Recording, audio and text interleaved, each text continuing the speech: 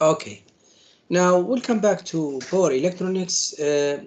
We discussed the four converters: rectifier, which convert AC into DC, DC-DC converter, which is DC chopper, and DC-AC inverter, and finally the AC-AC voltage controller. Okay, voltage controller.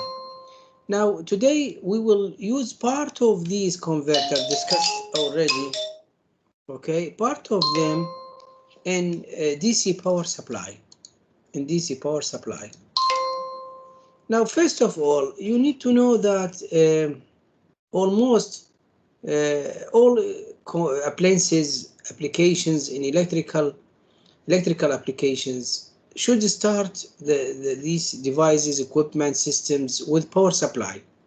Power supply, it's receive the AC coming from the utility. Talking about, as example, in Oman, single phase is 230 volt, 50 hertz.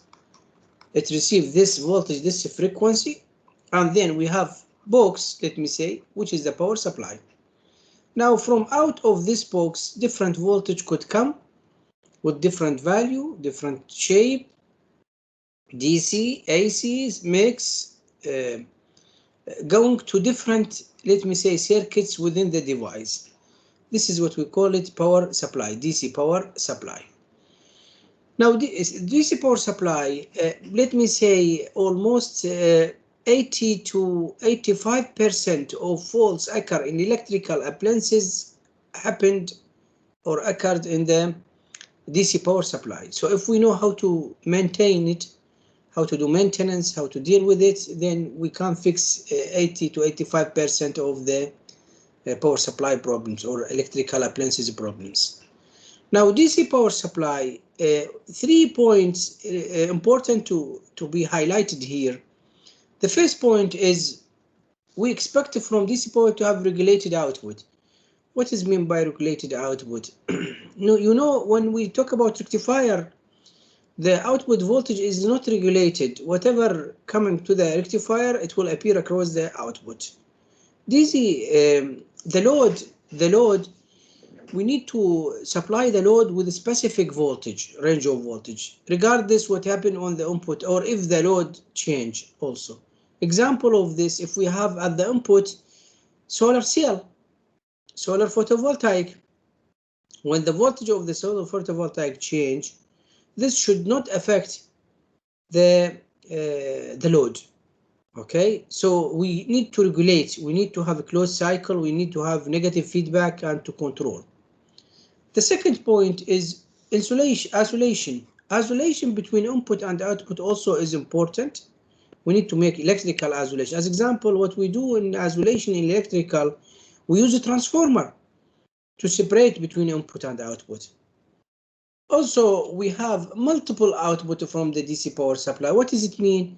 It means, as example, computer PC. I don't have here one in my office. I don't know where is it. Okay, computer PC, the PC power supply, personal computer power supply, produce different outputs. Produce 3 volt DC, all of them DC. 3 volt, 4.5 volt, 6 volt, 9 volt, 12 volt. Each volt going to specific circuit in the motherboard, inside the PC. So multiple output is also important here. But in general, the new technology, the new lifestyle technology, let me say, in appliances, in systems, today technology, they look to reduce the size, reduce the weight, reduce the expenses or the cost, and improve the efficiency. These are essential, and the research going on globally to improve these features. Also, let me remind you with linear power supply, we discussed it before, because I want to highlight the switch mode DC power supply. The linear power supply, what they do, they use a transformer here, which is called frequency line transformer. because it's work according to the frequency of the supply, which is 50 or 60. It's large transformer, bulky in size, heavy in weight, much loss is coming on this transformer in the winding. We have here rectifier. Now the rectifier will convert into DC. We have capacitor to smooth the voltage, as you know. We discussed this before. And then this is the load. What we did, we put here BJT, bipolar junction transistor. Now this BJT work in active region. And we have here negative feedback because we want regulation. We have negative feedback here with reference voltage. We produce error. We can amplify it also, this error, and then send it to control signal, which is triggering signal, or let me say control signal on the base of the transistor to control its operation. So it's work in active region. And we remember when we discuss transistor, active region, it means it's work as a variable resistance. Variable resistance. And when it works as a variable resistance, we have losses here, which is I square R, as you know. So the losses of this circuit is high. Efficiency is low. And also because of the transformer here, the weight, the size is high. We discussed this before, but I would like to highlight it here because I want to mention to some, I talk about this, to some important point we will recover in the switch mode DC power supply. Now, as I mentioned, we need to reduce the losses to increase the efficiency. Cost, we want to reduce it. Weight, size, we want to reduce them as small as the device, which will be better. Sorry. Now, how can we do this in a switch mode DC power supply? Have a look. Have a look. Now, no more transformer at the input. I have rectifier with its filter capacitor, which produce unregulated DC voltage.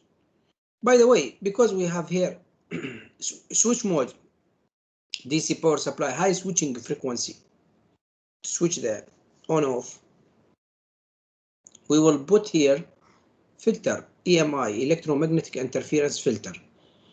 This filter to protect the supply sorry, to protect the supply from the high switching. Okay. Then we have here box contain switch, diode, capacitor, inductance. It could be any DC-DC converter, buck boost, converter, or it could be sorry, inverter, as we will discuss later. Then we use high frequency transformer. You may say, okay, why we remove here the transformer and we put another transformer here? This transformer is different from the one on the supply. It is sorry, it's high frequency transformer. High frequency transformer is small in size. I don't know if I have here one.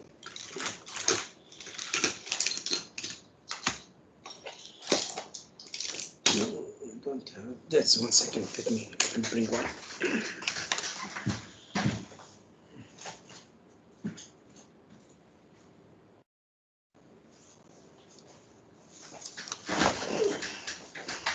I don't know, they took them. It was in my office. Anyway, it's a small one because it's work with high frequency. It's a small one. And then it makes the isolation, as you can see here. Make the isolation between output and input.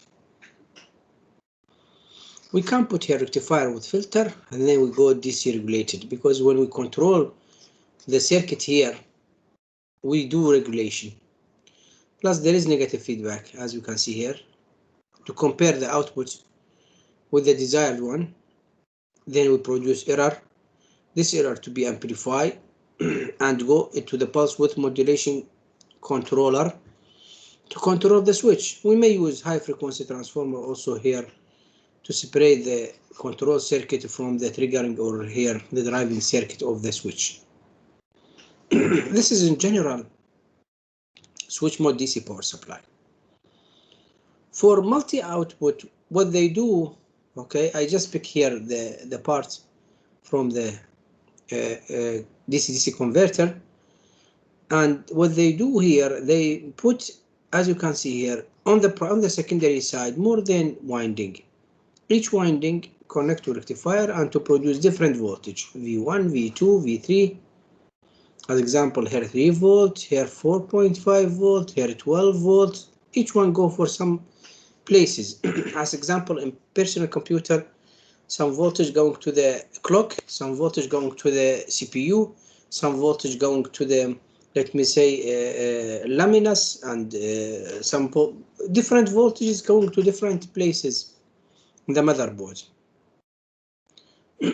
And some of them have regulated voltage because there is negative feedback, as I say, and we compare, and then we control the operation.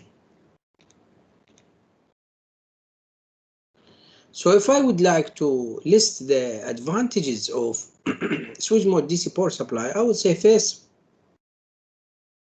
is the switch is not working anymore in active region as a variable resistance, but it works as a switch on and off. You remember, just let me remind you, in level 2 we discussed this.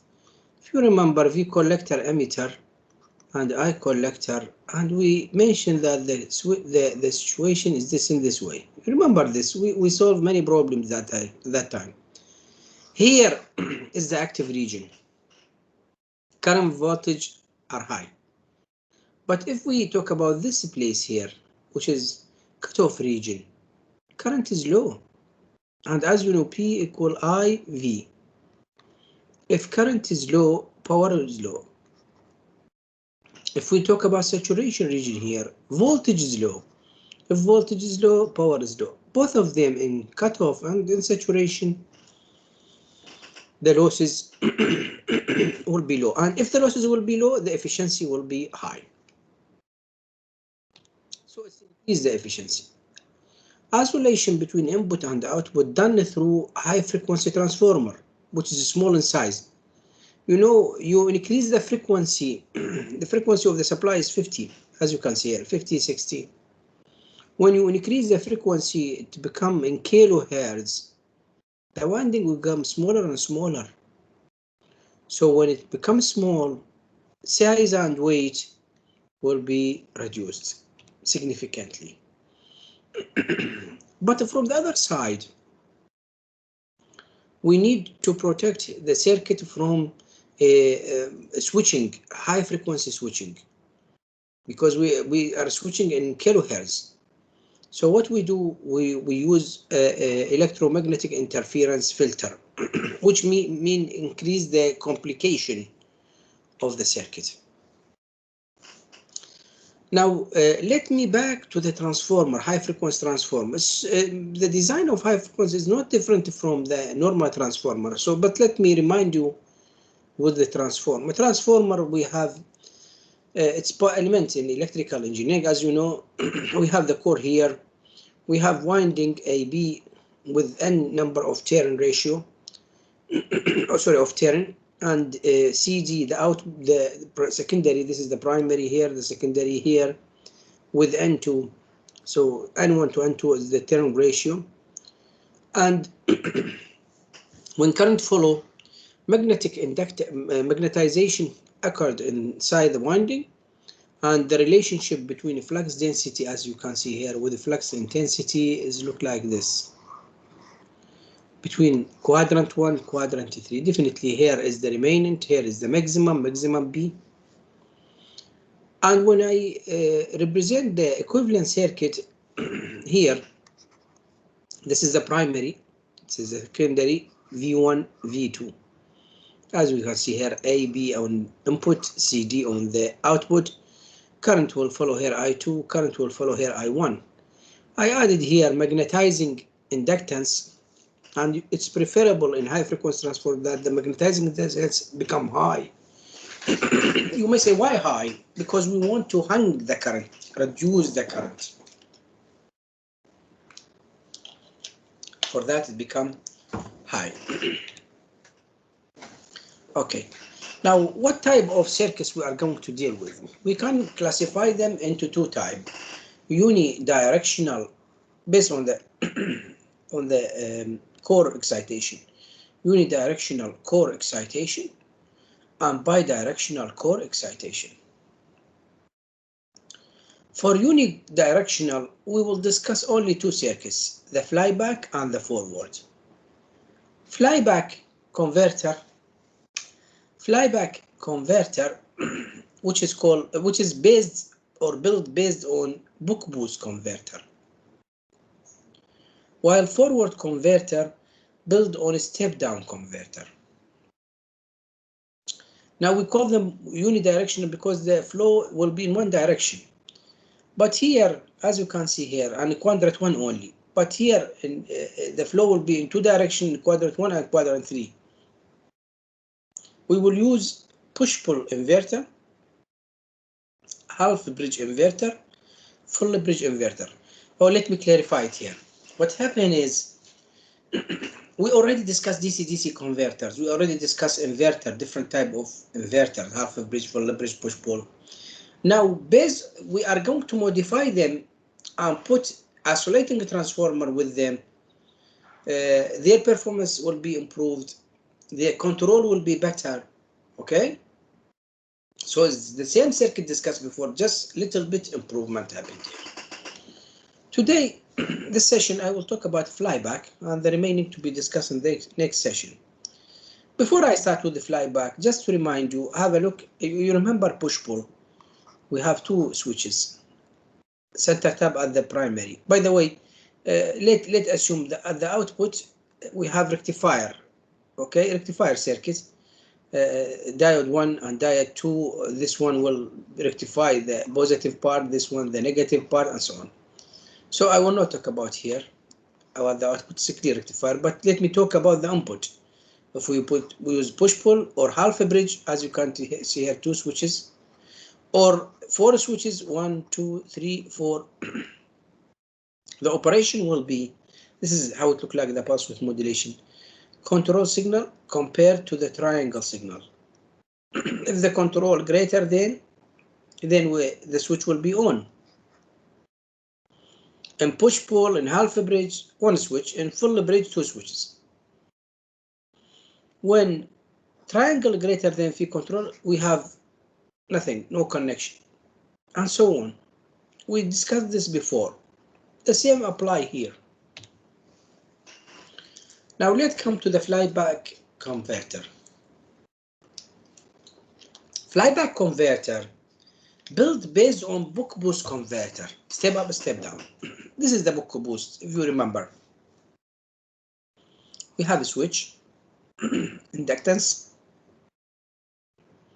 diode in the opposite direction, capacitor, filter, and the load. What I will do, I will scroll it in this way. It looks like here in this. And rather than I use inductance, I will use high frequency transformer, which is at the end inductance. So as you can see, the new circuit look like this. Let me have a look at it.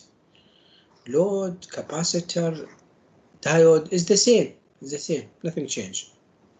These parts is the same. But here, rather than inductance in series with the switch, high frequency transformer in series with the switch. Clear? Now, by the way, here solid to show the polarity of operation. Let me discuss this one. I here put the two modes of the circuit operation. When the switch is on, as you can see here, the switch is on. When the switch is on, off, which means open circuit. Let me see what happened when the switch is on, current will come to follow through magnetizing inductance back to the supply. This solid will be positive, negative, so here positive, negative. The diode will be reverse bias open circuit, so it will be open circuit.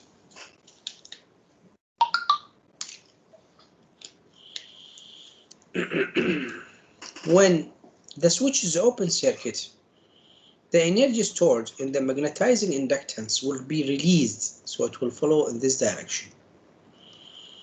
Minus, which means now this time here minus, here plus. So the switch will conduct the diode. Then the energy will follow through the load and back to supply. How it look like the waveform? Have a look. When the switch is on, by the way, when the switch is on, this voltage apply across the winding, primary winding, which is input voltage. When the switch is off, okay, this voltage will not apply now. The voltage output can be transferred to the primary. So it will be VO minus V, because it will be opposite to VO. I will start the discussion with the flux and then I move to current. What happened to the flux in the magnetizing inductance? It will be increase, build energy. And when switch off, release energy. This is T on and this is T off. All together TS. Now the current, the same thing, by the way. The current is supposed to be increase, decrease. Diode current at the beginning, as you can see here, open circuit, so zero current. When it conducts, it takes the current, which is decreasing current. Now, this waveform is clear now. We understand it based on the operation of the circuit. Now, can I find formula for flux? Yes, I can. Have a look. Flux with respect to time in the range from 0 to T on is phi at 0, which is the initial or the remaining, plus Vd, the voltage, over Nt from the principles of flux. Now, if I want to find the maximum here at T on, I need to substitute T here by T on. So flux maximum is phi at 0 Vd over N by T on. Now let's come to the second one. It's decreasing. So we expect the slope. By the way, you may say, okay, how we find the straight line equation? You remember from principles, y minus y1 equal m x minus x1, and m is y2 minus y1 over x2. These are principles from foundation. Now let's come to phi in the range of T on to Ts. It will be started from here, right? Which is phi maximum. So phi maximum, and this line can be found using this formula. It's found to be output voltage over N2 T minus T1. Now at Ts here, the flux is T naught. Okay, at Ts the flux is T naught, so we will substitute the formula here. We got the new formula. Now at this point Ts and at this point at 0, the flux is the same, as you can see here. So we can equate them. Phi of Ts equal to phi of 0, and we have them. We simplify, we got this formula. All this discussion is to reach this formula. What the formula tell me? V output over V input equal D over 1 minus D. What does it mean? It means that this is the buck boost converter formula. We understand it. This is the buck, this is the boost. But a new player came to enter the equation, or a new parameter, which is N2 to N1. Oh, the turn ratio of high frequency transformer is now also another control. It means this circuit not only controlled by the duty cycle using pulse width modulation. No. It's also controlled by turn ratio. You specify or you choose your right turn ratio, you control the output voltage. Now, here are the principles of the formula we used to drive the previous equations. Now, if I use the current now, and the current is the same, increase, decrease, as you know. So I magnetizing, or which is the current follow through the switch, is I O VD over L times T. Yeah, it's coming from, VL equal L di over dt. So use this formula to find the voltage. And the maximum occurs at time T on. So just I substitute it here, T on, it becomes in this way. During T off, the supply voltage is isolated now, it's not applied across input winding of the transformer. What is the voltage applied across the input, across V1? It is the transfer voltage of the output transfer to the input, as I mentioned, which is minus N1 over N2 VO. Here. Now, if I use this to the range of between T on to TS, the time, it means the second part, the T off time, I magnetizing will be maximum minus, we found it using the same straight line equation formula, which is equal to the I diode. I diode transfer to the primary, to the secondary. Okay, because you see here, this is the circuit. Yeah, transfer to the secondary here. Now I'm magnetizing, I have it, which is just drive it here. I substitute and simplify. I got this formula for the maximum current. Also, it's worth to mention that the voltage of the switch need, this switch when it is open circuit, need to block input voltage plus the voltage here, because this voltage is series with the input voltage. Now, what is the voltage here? It is the transfer voltage. So it's two voltages need to be blocked, which is when I simplify, I found that the switch need to block VD over 1 minus D. Now, last point here is the flyback converter. We can use two switches in series in this way on the input, this one and this one. They work together. They switched on together, off together. When on together, the current will follow here. When off, no current, so the voltage transfer to the primary. By the way, these are the freewheeling diode with each one with each switch. Now you say, okay, why we use two switches here? We use two switches here to reduce the stress of voltage on the switch. We mentioned that the voltage on the switch is high because it need to block this voltage, which is high. So to distribute the voltage on two switches, it means reduce the switch rating. And sometimes they connect the input they connect two circuits in parallel in this way. This is one, and this is two. They are in parallel. They don't work at the same time. If this one works, this one off, and vice versa. You may say, what is the point here? We want to increase the reliability of the circuit, just in case if one of them faulted, then the second one can take over and continue supply the load. I will stop here in this point for the for a flyback converter, and forward and the other converters to be discussed in the next